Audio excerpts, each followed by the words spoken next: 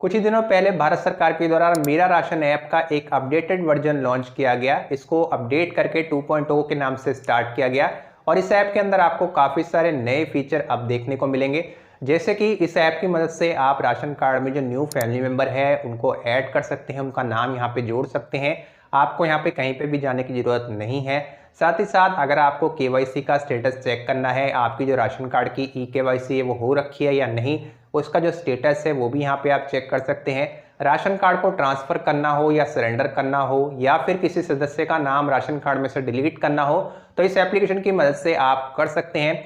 आज की इस वीडियो में मैं आपको दिखाऊंगा कि किस तरीके से आप मेरा राशन 2.0 ऐप का यूज़ करके राशन कार्ड में जो फैमिली मेंबर हैं उनकी डिटेल को एडिट कर सकते हैं, यानी उसमें करेक्शन कर सकते हैं। चाहे आपको खुद का नेम सही करना हो, मदर या फिर फादर नेम में करेक्शन करना हो, मोबाइल नंबर को अपडेट कर रहा हो या फिर किसी भी अन्य डिटेल को यहाँ पे आपको सही करना हो, ये सारा प्रोसेस आपको इस वीडियो में देखने को मिलेगा। कैसे आपको लॉगिन करना है और एंड तक किस तरीके से आपको कौन कौन से डॉक्यूमेंट यहाँ पे अपलोड करने होंगे, सभी चीज़ें इस वीडियो में मैं आपको बताने वाला हूं। तो इस वीडियो को बगैर स्किप किए बिल्कुल लास्ट तक जरूर वॉच करें। बट अगर आप इस चैनल पे नए हैं, अभी तक आपने सब्सक्राइब नहीं किया है, तो चैनल को सब्सक्राइब भी जरूर कर लें। तो चलिए शुरू करते हैं। तो राशन कार्ड में फैमिली मेंबर की डिटेल में करेक्शन करने के लिए सबसे पहले आपको मेरा राशन 2.0 ऐप को डाउनलोड करना होगा। प्ले स्टोर में जाइए और वहाँ पे आप मेरा राशन टाइप करेंगे तो आपको ये एप्लीकेशन मिल जाएगी। इसको आपको डाउनलोड कर लेना है। पहले से अगर आपने इंस्टॉल कर रखा है तो इस एप्लीकेशन को अगर अपडेट करने को बोला जाए तो आपको एक बार अपडेट कर लेना है। उसके बाद में सिंपली इस एप्लीकेशन को आपको ओपन कर लेना है। एप्लीकेशन को ओपन करने पर सबसे पहले तो आपसे आपकी जो लैंग्वेज है वो सिलेक्ट करने को बोला जाएगा। तो आप अपनी पसंद की एक लैंग्वेज यहाँ से सिलेक्ट कर सकते हैं। यहाँ पे आप देख पाएंगे आपको काफ़ी सारी लैंग्वेज देखने को मिलती है। तो हम यहाँ पे इंग्लिश को सिलेक्ट करके नेक्स्ट करेंगे। उसके बाद बस आपको यहाँ पे गेट स्टार्टेड के बटन पे क्लिक कर देना है।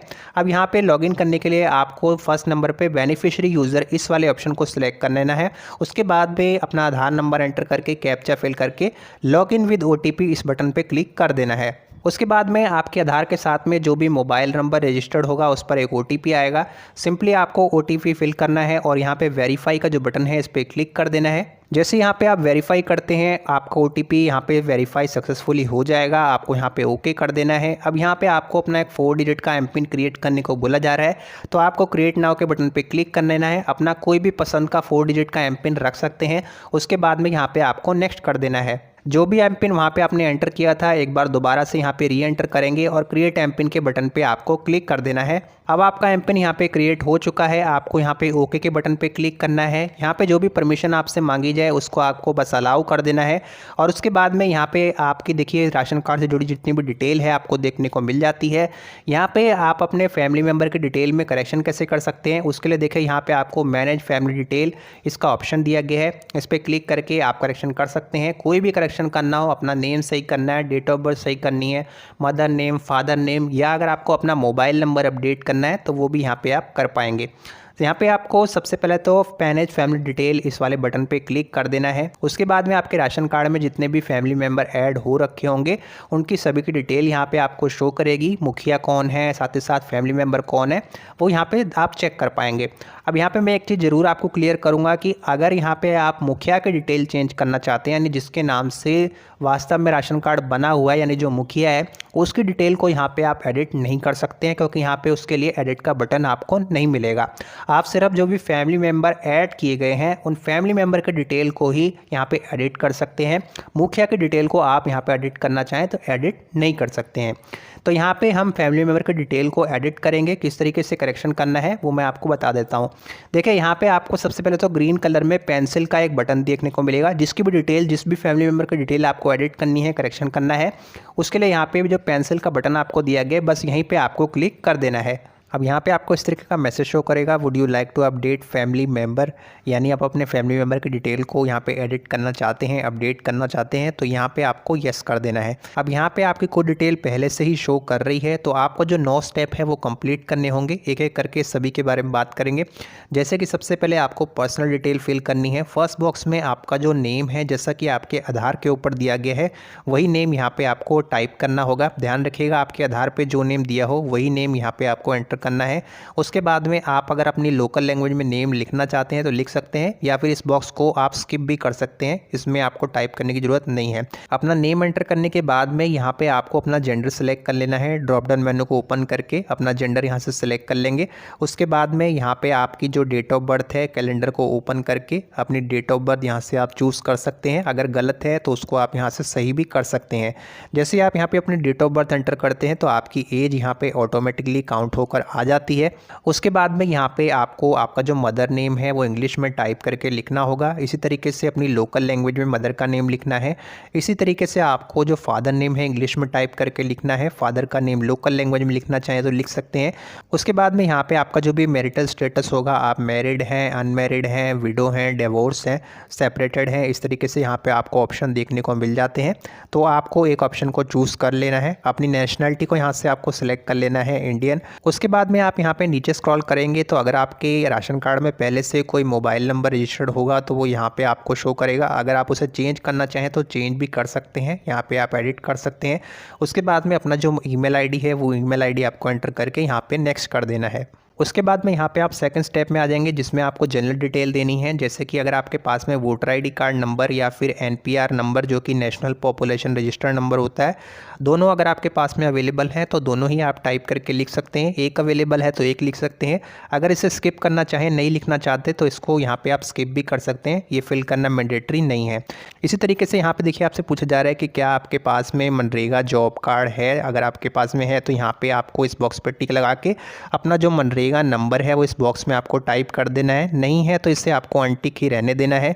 और यहाँ पे आपका जो भी आधार नंबर है इस बॉक्स में आपको एंटर कर देना है। ध्यान रखिएगा आधार नंबर बिल्कुल सही से आपको फिल करना है। उसके बाद में यहाँ पे आपको नेक्स्ट कर देना है। अब आप यहाँ पे थर्ड स्टेप में आ जाएंगे जिसमें आपकी जो भी प्रोफेशनल डिटेल है वो आपको बतानी होगी। जैसे कि सबसे पहले तो आपका जो ऑक्यूपेशन है यानी आप क्या काम करते हैं वो यहाँ पे आपको बताना है। अगर किसी छोटे बच्चे की डिटेल यहाँ पे आप करेक्शन कर रहे हैं तो यहाँ पे देखिए आपको काफ़ी सारे ऑप्शन देखने को मिलेंगे। यहाँ पे आप नॉट अवेलेबल इस तरीके से भी सिलेक्ट कर सकते हैं। यहाँ पे आपको देखिए नॉट अवेलेबल का एक ऑप्शन दिया गया है, इसको भी आप चूज़ कर सकते हैं। और यहाँ पे एनुअल इनकम में आप 0 कर सकते हैं। इसी तरीके से यहाँ पे अगर आप कोई काम करते हैं, जैसे अगर आप लेबर हैं, कुक हैं, धोबी हैं, तो अपना जो भी काम है वो यहाँ पे आपको चूज़ कर लेना है। अपना काम सेलेक्ट करने के बाद में आपकी जो भी एनुअल इनकम है इस बॉक्स में आपको टाइप करके लिखनी है और यहाँ पे नेक्स्ट कर देना है। अब आपसे आपकी जो भी एडिशनल डिटेल है पूछी जा रही है, जिसमें आपकी जो कास्ट कैटेगरी है वो आपको चूज़ करनी है। अगर आप जनरल कैटेगरी से हैं तो आपको जनरल चूज़ करना है। ओबीसी, एससी, एसटी सभी ऑप्शन यहाँ पे आपको देखने को मिल जाएंगे। अगर यहाँ पे आप जनरल कैटेगरी से हैं तो आपको जनरल चूज़ कर लेना है और कोई भी यहाँ पे डॉक्यूमेंट आपको अपलोड नहीं करना होगा। लेकिन अगर आप मान लीजिए किसी रिजर्व कैटेगरी यानी एससी, एसटी या फिर ओबीसी कैटेगरी से हैं, फॉर एग्जांपल मान लीजिए आप यहाँ पे अगर ओबीसी कैटेगरी से हैं तो यहाँ पे आपको इस ऑप्शन को चूज़ करना है और अपना जो ओबीसी सर्टिफिकेट है वो भी यहाँ पे आपको ब्राउज फाइल के ऑप्शन पे क्लिक करके अपलोड करना होगा।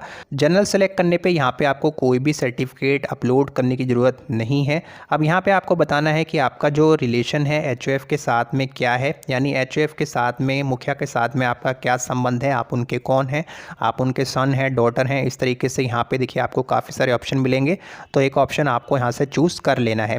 उसके बाद में यहाँ पे सिंपली आपको नेक्स्ट कर देना है। अब आपसे आपकी जो भी बैंक डिटेल है वो पूछी जा रही है। अगर आप अपनी बैंक डिटेल देना चाहते हैं तो यहाँ पे इस बॉक्स पे सबसे पहले आपको टिक लगाना है और अपनी सभी बैंक डिटेल यहाँ पे आपको एंटर कर देनी है, जैसे कि अपना बैंक अकाउंट नंबर, बैंक का नेम, ब्रांच का नेम और जो ब्रांच का आईएफएससी कोड होता है वो भी यहाँ पे आपको एंटर करके नेक्स्ट कर देना है। लेकिन अगर आप अपनी बैंक की डिटेल नहीं देना चाहते तो यहाँ पे इसे आपको अनटिक ही रहने देना है और बस यहाँ पे आपको नेक्स्ट कर देना है। अब आप यहाँ पे नेक्स्ट स्टेप में आ जाएंगे जिसमें आपको बताना है कि आपकी फ़िज़िकल डिटेल क्या है, यानी कि क्या आप दिव्यांग हैं, फिज़िकली डिसेबल्ड हैं। अगर हैं तो यहाँ पे आपको येस करना है और उसके बाद में अपना जो फिज़िकल स्टेटस है, कितने % आपको डिसेबिलिटी है, साथ ही साथ जो डिसेबिलिटी है वो किस प्रकार की है वो यहाँ से आपको सिलेक्ट कर लेना है। जो भी यहाँ पे आपको ऑप्शन देखने को मिलेंगे सभी डिटेल आपको फिल करनी होगी। डिसेबिलिटी कब से है, उसका जो बर्थ है या फिर ईयर है वो यहाँ पे आपको चूज़ करना होगा।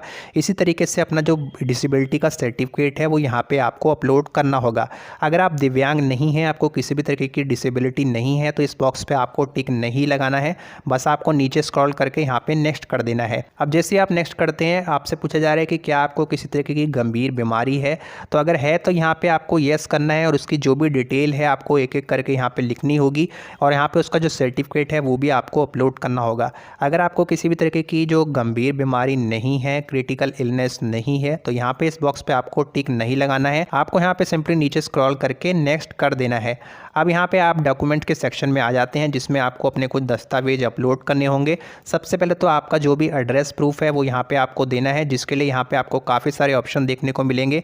एड्रेस प्रूफ के तौर पे आप अपना driving licence, passport, voter ID card, water supply का बिल, साथ ही साथ इलेक्ट्रिसिटी का बिल जो कि रिसेंटली आपके पास में अवेलेबल हो वो यहाँ पे आप दे सकते हैं। रेंट एग्रीमेंट आप दे सकते हैं, रेजिडेंट सर्टिफिकेट आप दे सकते हैं, group photo of family member वो आप दे सकते हैं। साथ ही साथ यहाँ पे NPR यानी नेशनल पॉपुलेशन रजिस्टर का आपको ऑप्शन देखने को मिल जाता है। आधार कार्ड भी आप यहाँ पे दे सकते हैं, अपना LPG गैस कनेक्शन है उसकी कॉपी आप यहाँ पे दे सकते हैं। फॉर एग्जाम्पल हम यहाँ पे आधार कार्ड को चूज़ कर लेते हैं। जो भी डॉक्यूमेंट यहाँ पे आप सिलेक्ट करेंगे उसी का नंबर यहाँ पे आपको एनक्लोज डॉक्यूमेंट नंबर वाले बॉक्स में एंटर करना है। जैसे फॉर एग्जांपल अगर आप आधार कार्ड सेलेक्ट करते हैं तो अपना आधार नंबर एंटर करेंगे, वोटर आईडी कार्ड सेलेक्ट करते हैं तो वोटर आईडी कार्ड नंबर ही यहाँ पे आपको देना होगा। इसमें कोई भी मिस्टेक यहाँ पे आपको नहीं करनी है। उसके बाद में आपको डॉक्यूमेंट की जो भी इशू डेट है कैलेंडर को ओपन करके यहाँ से चूज़ कर लेनी है। अगर आपके आधार के ऊपर आपको डेट नहीं पता चल रही है, अगर आपने यहाँ पे आधार कार्ड चूज़ किया है उसकी इशू डेट आपको नहीं मालूम है, तो आप माई आधार पोर्टल पर जा करके अपने आधार की जो डिजिटल कॉपी है यानी ई आधार को वहाँ पर डाउनलोड कर लीजिए और उस पर आपको डेट लिखी हुई देखने को मिल जाएगी। इशू डेट यहाँ पे आपको कैलेंडर में से चूज़ कर लेनी है। उसके बाद में जो भी डॉक्यूमेंट आपने सिलेक्ट किया होगा, अगर आधार कार्ड सिलेक्ट किया है तो अपना आधार ही यहाँ पे आपको अपलोड करना है, वोटर कार्ड सिलेक्ट किया है तो वोटर कार्ड अपलोड करना है, कोई अन्य डॉक्यूमेंट सिलेक्ट किया है तो वो यहाँ पे आपको अपलोड कर देना है। अपलोड करते समय ध्यान रखिएगा जो फाइल साइज़ है वो 500 KB से ऊपर नहीं होना चाहिए और PDF, JPG, JPEG या फिर PNG फाइल ही यहाँ पे आप अपलोड कर सकते हैं। ये सभी सपोर्टेड फॉर्मेट है। उसके बाद में यहाँ पे आपको नीचे स्क्रॉल करके एक मैंडेटरी डॉक्यूमेंट भी देना होगा, जिसमें आप चाहें तो आप अपना आधार कार्ड यहाँ पे फिर से सिलेक्ट करके उसी को अपलोड कर सकते हैं, लेकिन अगर आप चाहें तो कोई अन्य डॉक्यूमेंट भी यहाँ पे दे सकते हैं। जैसे कि अगर आप यहाँ पे वोटर आईडी कार्ड देना चाहें तो उसको चूज़ करके वोटर आईडी कार्ड नंबर, उसकी जो इशू डेट है और साथ ही साथ उसको यहाँ पे आपको अपलोड कर देना है। इतना करने के बाद में आपको नीचे स्क्रॉल करना है और यहाँ पे आपसे देखिए पूछा जा रहा है duly signed self undertaking application form. वैसे तो यहाँ पे आपसे एक duly signed self undertaking application form के बारे में पूछा जा रहा है, लेकिन यहाँ पे किसी भी तरीके का फॉर्म आपको देखने को नहीं मिलेगा। इसका रीज़न क्या है इसके संबंध में यहाँ पे कोई भी जानकारी मौजूद नहीं है, लेकिन यहाँ पे देखिए आपको एनक्लोजर टाइप के ऑप्शन में फिर से वही डॉक्यूमेंट देखने को मिल जाते हैं। तो आप चाहें तो यहाँ पे भी अपने आधार को सिलेक्ट कर सकते हैं या कोई और डॉक्यूमेंट आपके पास में अवेलेबल है तो उसी को आपको चूज़ करना है, उसका डॉक्यूमेंट नंबर देना है, इशू डेट देनी है और यहाँ पे उससे अपलोड कर देना है।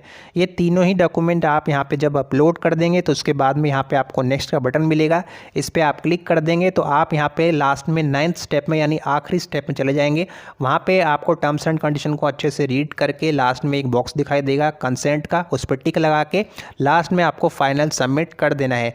जैसे ही आप यहाँ पे फाइनल सबमिट करते हैं तो आपकी जो एप्लीकेशन है सक्सेसफुली सबमिट हो जाती है। उसके बाद में आपकी जितनी भी डिटेल है उसे जांच अधिकारी के पास में चेक किया जाएगा, उसको वेरीफाई किया जाएगा और कुछ दिनों के अंदर ही आपकी जो डिटेल है वो यहाँ पे एडिट होके करेक्शन होके यहाँ पे आपको शो करने लगेगी। तो इस तरीके से आप मेरा राशन 2.0 ऐप का यूज़ करके अपने राशन कार्ड में जो भी डिटेल है उसे एडिट करके अपडेट कर सकते हैं। मोबाइल नंबर वगैरह चेंज करना चाहें तो वो भी आप कर सकते हैं।